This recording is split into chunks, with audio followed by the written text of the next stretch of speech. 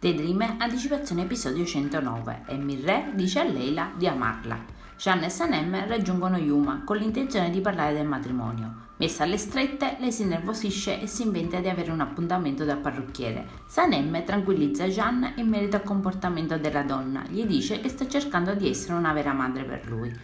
I due decidono di andare a parlare con i genitori di lei perché Sanem non vuole alcun problema e farà di tutto per convincerli. Jeanne e Sanem vanno in drogheria per parlare del matrimonio, ma Mekhibe si innervosisce e cerca di cambiare discorso. Ha un sacco di lavoro per la festa di primavera e scappa via. I due ragazzi si rattristano per non aver potuto nuovamente parlare del tanto agognato matrimonio e si sentono poco considerati.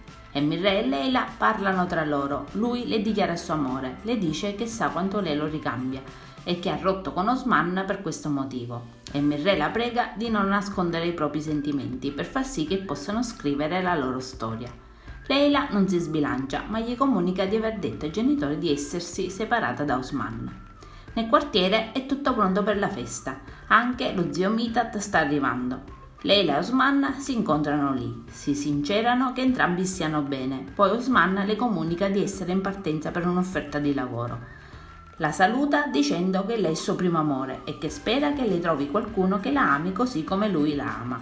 Si deve prendere cura di se stessa e la loro amicizia rimarrà comunque per sempre. Tutta la famiglia Divit è presente nel quartiere, ma Yuma si trova a disagio a mangiare in mezzo a tutti. Nihat le dice che le pietanze sono state preparate da tutto il quartiere, ma lei vorrebbe il suo cibo di lusso. Jeanne prova a introdurre l'argomento del matrimonio, ma è evidente che le madri cercano di sabotare la cosa. Intanto Ayan è triste per la partenza di suo fratello Osman. Gege la invita ad andare a tavola. Lei afferma che non ha più fiducia nell'amore. Lui cerca di rassicurarla dicendo che a loro non succederà ciò che è accaduto ad Osman e Leila. Ayan ha bisogno di tempo per ritrovare se stessa. A tavola intanto continuano gli sguardi tra Leila e Mirreh e la cosa non passa inosservata. Inoltre le future consuocere parlano ironicamente della loro visione del matrimonio e Jeanne e Sanem notano la cosa ovviamente preoccupati. Arriva lo zio Mithat e si presenta in maniera piuttosto plateale. È il gemello di Nihat e la cosa appare abbastanza strana visto la differenza fisica tra i due. Yuma osserva il tutto e i due sembrano piacersi.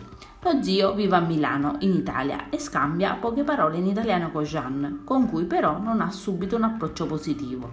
Non gli piace il suo stile, lo confronta con Tarzan e lo invita a tagliarsi la barba, anche se poi afferma che si tratta solo di uno scherzo. Mirreh e Leila trovano un momento per parlare appartati e Mirreh le dice che nel quartiere le persone si sentono a casa, poi le ripete nuovamente che è innamorato di lei e finalmente anche lei conferma che pure lei lo è da anni. Leila è timorosa per ciò che potrà accadere, ma Mirreh cerca di rassicurarla. Terminata la festa di primavera, Casa Edin ci si organizza per ospitare lo zio, ma nessuna delle due ragazze vuole cedere la propria stanza. Alla fine lo zio si appropria della stanza di Nihat e Mekhibe. L'indomani in agenzia, mentre Jeanne gioca con le nuove pietre lunari, Sanem gli porta il tè. I due ritornano sul discorso del matrimonio e Jeanne sostiene che hanno bisogno di trovare un'altra soluzione. Più tardi lo zio si reca in drogheria e chiede a Mekhibe di creme anti-invecchiamento, poi le dice che sono per lei. Poco dopo Sanem lo chiama per telefono e gli dice che Yuma stava parlando di lui. Adesso non ci resta che guardare l'episodio. Io vi saluto e vi aspetto al prossimo video. Bye bye!